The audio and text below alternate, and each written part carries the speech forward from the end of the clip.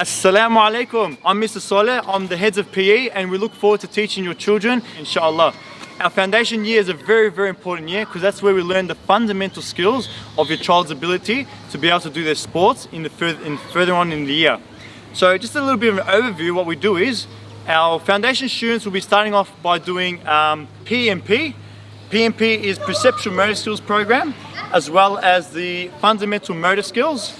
So Fundamental Motor Skills is leaping, hopping, jumping, catching, throwing, all those basic essentials where they'll be using that throughout the year, inshallah. So that's the physical part of things. You see I'm a bit puffed out after doing that bit of a jog. Speaking of warm-ups, when we start a lesson, our foundation students, we do a thing called a muscle test. So our foundation kids, you'll be very surprised as parents that they'll be coming home and they'll be reminding you about where the muscles are in the body, like quadriceps, hamstrings, gastrocnemius, obliques, and go on for all the muscles in the body. And then leading on from there, we'll even learn how to stretch those muscles. So if one day you come home, you might be feeling a bit sore, they might even be able to give you some ideas and pointers on how to stretch those sore muscles. And that's just the start of our lessons. Throughout the year, we're going to be doing a lot of PMP and fundamentals.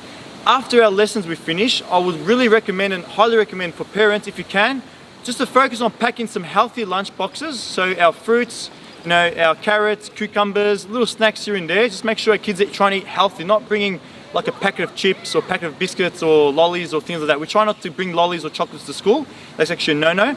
And peanuts and things like that. So try and get healthy fruit, maybe some carrot sticks, celery sticks, cucumbers, and a healthy sandwich.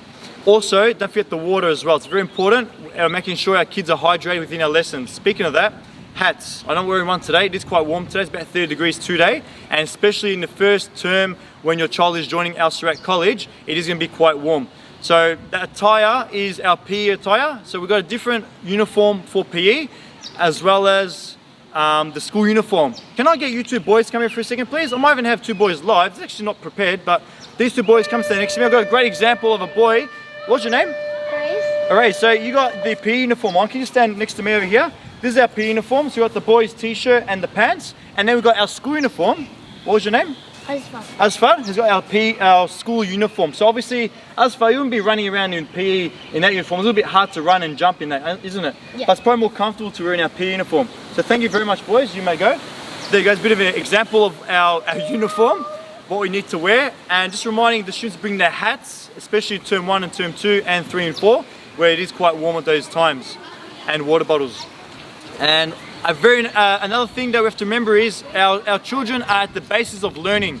So when they're learning, there's actually things that they need to learn before moving on to grades 3 and 4. So from foundation to year 2, we're learning the fundamental skills. That's by catching, throwing, kicking, catching, leaping, marking the ball, all those essentials. Then from grade 3, 4 onwards, we'll be learning about the actual rules of the game. So if your child, if for foundation, wants to play a soccer match, they probably won't know the rules. They might not know even how to kick the ball properly yet. So at that age, we're learning the basic skills. Moving on from there, we're learning from grade 3, 4 onwards, we're learning the rules of the game. So understanding what you can and can't do in a game of sport. From grade 5, 6, that's when they would have learned the skills, they would have learned the rules, and then they're going to be learning how to play inter-school sports against the other schools, putting all their practice into play, into action.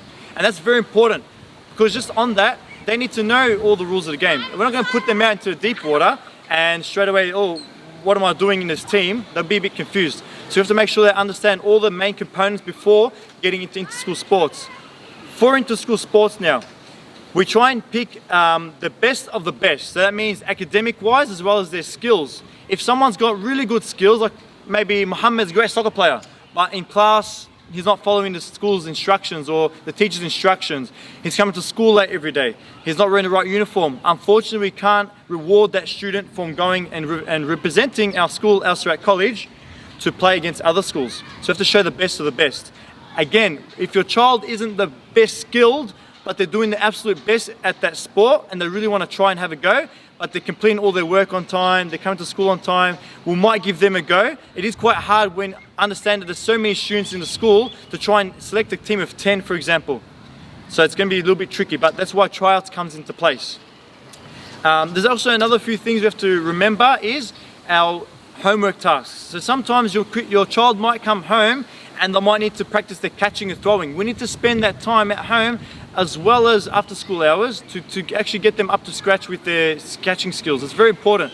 Catching and throwing is very essential, especially in PE.